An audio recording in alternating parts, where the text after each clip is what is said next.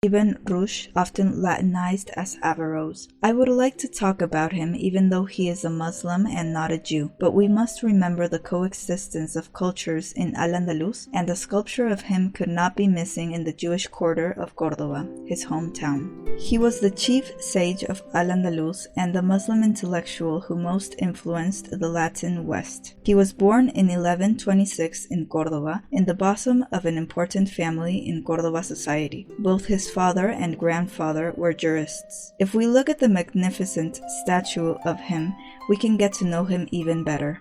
On his head he wears a turban, a spiritual element of faith. Some may think it was just to cover themselves from desert sand, heat, or sunlight, but the turban was an identifier of the bearer of faith.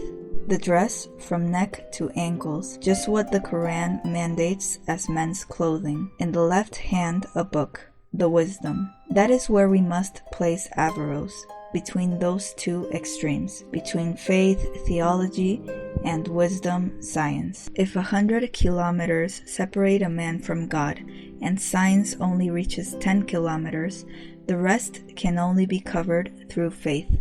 He was a jurist, philosopher, and doctor. In the last years of his life, he was in exile for a year and a half, and it was not because of the Almohads, the rulers at this time, but because of the oligarchy of Córdoba that was irritated by the social criticism of Averroes. In politics, he criticized corruption. According to him, the social role of women was as important as the role of men. An adult woman has the right to marry whomever she wants. The judge has the authority to grant a divorce to the woman who denounces mistreatment. He saw no inconvenience for the woman to go out in public with her face unveiled.